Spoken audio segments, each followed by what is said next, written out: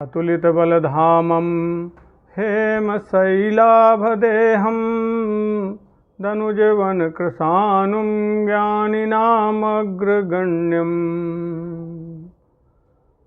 सकलगुणनिधानं वानराणामधीशं रघुपतिप्रियभक्तं वातजातं नमामि। मेरे हाथ में आज सुंदरकांड है और सुंदरकांड को पढ़ते समय हनुमान जी का एक संकेत, हनुमान जी का एक संदेश मिला। उस संकेत, उस संदेश को मैं अपने सभी प्रियजनों तक पहुंचाना चाहता हूं। इस निमित्त ये वीडियो का निर्माण कर रहा हूं। अगर आप लोगों को ये विवेचना सही लगे, अच्छी लगे, तो कृपया हमारे चैनल को सब्सक्राइब कर लीजिएगा। आते हैं विषय पे। बाबा तुलसीदास जी बोलते हैं कि जारा नगरु निमिष एक माही, एक विभीषण कर ग्रह नाही। सारी लंका जल गई, जो बचा तो केवल एक घर बचा। किसका? विभीषण जी का। अब ये विभीषण जी का घर बचा तो अवश्य में भगवान राम की कृपा से, प्रभु कृपा से ही बचा, लेकिन इसका निमित्त कैसे बना, इसके कारण क्या बने विभीषण के घर के न जलने के। तो हम सुंदरकांड में थोड़ा पीछे जाते हैं। जब हनुमान जी लंका में माता सीता की खोज के लिए लंका में भ्रमण कर रहे हैं, सब जगह सीता माता को खोजने का प्रयास कर रहे हैं, तो बाबा तुलसीदास जी बोलते हैं कि अति लघु रूप धरेउ हनुमाना, पैठा नगर सुमिर भगवाना। मंदिर मंदिर प्रतिकर शोधा, देखे जहाँ तहाँ अगणित जोधा। गयौ दसानन मंदिर माही, अति विचित्र कही जात सुनाही। शयन किए देखा कपितेहि, मंदिर मौन दीख वैदेहि। भवन एक पुनि दीख सुहावा, हरि मंदिर तहाँ भिन्न बनावा। ये कारण है। हनुमान जी बोलते हैं कि जब हनुमान जी लंका में सीता माता को ढूंढने के लिए प्रयत्नरत थे, तो उस निशाचर नगरी में एक भवन एक पुनि दीख सुहावा, एक ऐसा भवन जो उन्हें अच्छा लगा देख करके।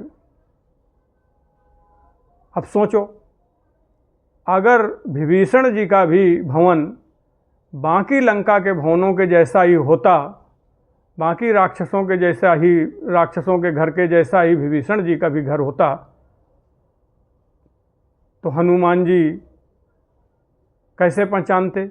और विभीषण से हनुमान जी की जो मित्रता है, जो उनकी भेंट है, वो कैसे संभव हो पाती? उस भेंट को संभव होने का जो प्रथम कारण था, वो था उनके भवन की बनावट।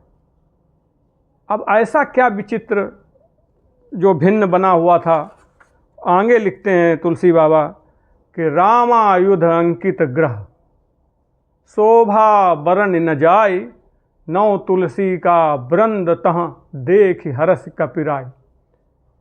यही है सबसे बड़ा संकेत हनुमान जी के द्वारा सुंदरकांड में हम सभी सनातनियों के लिए, कि हम अपने भवनों को कुछ न कुछ इस तरीके से चिन्हित करें कि जो भगवान के पार्षद, भगवान के गण जब हमारे भवन के ऊपर से या हमारे भवन के आसपास से जब वो विचरण करें, तो एक दृष्टि में ही, प्रथम दृष्टि में ही उनको हमारा भवन भगवान के एक भक्त का भवन दिखाई दे। राम आयुध अंकित ग्रह, भगवान राम के आयुध के चिन्हों से विभीषण जी के भवन को चिन्हित किया हुआ था। अब हमें क्या इशारा मिला कि हमें भी अपने भवनों को, भगवत भक्तों को, भगवत कृपा के साथ विचरण करने वाले देवताओं को, नक्षत्रों को, देखिए हम मान भी लें कि जो है आज हम देखते हैं कि नवग्रह हैं। कभी कुछ होता है कि ये ग्रह ऊंच है, ये ग्रह नीच है, ये ग्रह पीड़ा दे रहा है, ये ग्रह खराब है। तो ये सारी जो चीज़ें हैं ये कहीं ना कहीं हम तक आती हैं ना, तभी तो हमें सुख और दुख प्रदान करती हैं। तो जब ये भगवान के पार्षद, भगवान के गण हमारे घर के ऊपर से या हमारे घर के पास से विचरण करें तो हमारे घर की कुछ न कुछ कृति ऐसी होनी चाहिए। भवन के ऊपर ध्वजा होनी चाहिए, भगवान की पताका होनी चाहिए। हमारे भवनों के सामने तुलसी बाबा ने लिखा है कि 9 तुलसी का वृंद तहाँ देख हरस कपिराय। हमारे भवन के द्वार पर कुछ न कुछ ऐसा चिन्ह होना चाहिए जिससे ये पता चले कि ये भवन भगवान के भक्त का है। तो प्रथम दृष्टि में जब अगर हनुमान जी को ये सभी चिन्ह लंका में विभीषण के भवन पर नहीं दिखते तो अवश्य में हनुमान जी लंका में विचरण करके और अपने प्रयास से अशोक वाटिका तक पहुंच जाते, सीता माता का पता लगा लेते और जब लंका जलाने का काम करना शुरू करते तो ये विभीषण का घर भी नहीं बचता। मैं ये तो नहीं कह सकता कि नहीं बचता, क्योंकि भगवत कृपा के अनेकानेक तरीके हैं, अनेकानेक प्रकार हैं। भगवान किस तरीके से, किस प्रकार से अपने भक्त की रक्षा करेंगे ये तो भगवान की लीला ही जाने। लेकिन जो तुलसी बाबा ने इस ग्रंथ में लिखा है, जो हमें सूचित किया है, उसके आधार पर ये एक बहुत महत्वपूर्ण चीज़ थी जिसके माध्यम से ही प्रभावित होकर हनुमान जी विभीषण के द्वार तक पहुँचे। अब भगवान के दूत, भगवान के गण, भगवान के पार्षद आपके द्वार तक तो आ गए, लेकिन द्वार पर आने के बाद में फिर हनुमान जी को एक शंका हुई कि लंका निश्चर निकर निवासा, हिया कहाँ सज्जन कर बासा। मन महु तर्क करें कपिलागा, ताहि समय विभीषण जागा। तो जागने के बाद में जब हनुमान जी अपने मनोदशा में विचार कर रहे थे कि इस लंका निशाचर नगरी में भगवान के भक्त का निवास होना संभव कहाँ है, तो अब क्या हुआ, राम नाम तहि सुमिरन कीना। अब दूसरी बात आती है। पहली बात ये आती है भवन की सज्जा, भवन में पताका, भवन में भगवान के चिन्ह, द्वार पर तुलसी का वृक्ष, आंगन में तुलसी का वृक्ष, ये प्रथम चिन्ह है। और दूसरा चिन्ह है भगवान का यशोगान, भगवान का गुणगान। अनायास भी भगवान का नाम लेना चाहिए, कारण ढूंढना चाहिए भगवान के नाम लेने का। जिस तरीके से विभीषण जी जब उठे तो उठते ही राम राम राम राम राम राम करना शुरू किया, तो ये हमें संकेत मिलता है कि हमें हमेशा प्रभु का नाम लेना चाहिए। जिस इष्ट देवी देवता को आप पूजते हैं उनके नाम का सतत स्मरण, उनके नाम का कीर्तन करना चाहिए। और वो कीर्तन सुनने के बाद में हनुमान जी के अंदर इतना प्रेम उमड़ा, इतना प्रेम उमड़ा कि हनुमान जी ने बोला कि यही सन हठ करियों पहचानी। भगवान के दूत, भगवान के पार्षद, भगवान के गण हनुमान जी के अंदर ये दो चीज़ें देख करके, एक तो भवन की भगवतमय साज सज्जा और भगवत कीर्तन सुन करके हनुमान जी ने ये दृढ़ संकल्प लिया कि यही सन हठ करियों पहचानी। तो हनुमान जी विभीषण से मिले। अब यहाँ पर दो चीज़ें आईं। एक, हम अपने भवनों को भगवान के चिन्हों से, भगवान के पताका से, भगवान के ध्वज से हमेशा सुशोभित करें। अपने गृह में तुलसी शालिग्राम की स्थापना कर उनकी पूजन करें। हमारे अपने शरीर को, हमारी वेशभूषा हमेशा ऐसी हो जिससे ये पता चले कि ये भगवान का भक्त है।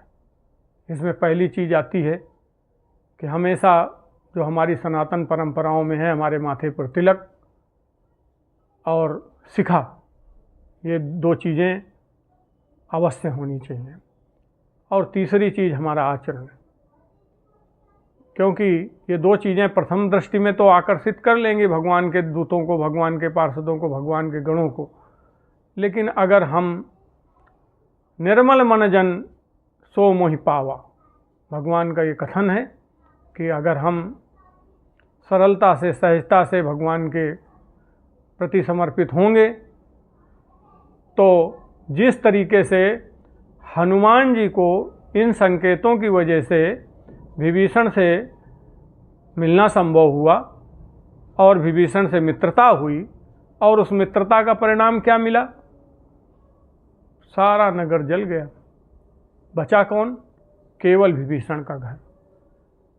तो अगर हम ये सब कर पाए तो अवश्य में हनुमान जी का ये संकेत है, ये इशारा है, उनकी लीला के द्वारा हम लोगों को संदेश है कि अगर हम अपने घरों को, अपने आप को चिन्हित और आचारवान कर सके तो हमारा परिवार, हमारे घर, हमारे पड़ोस, हमारा क्षेत्र, हमारा देश और हमारा धर्म सभी सुरक्षित होगा।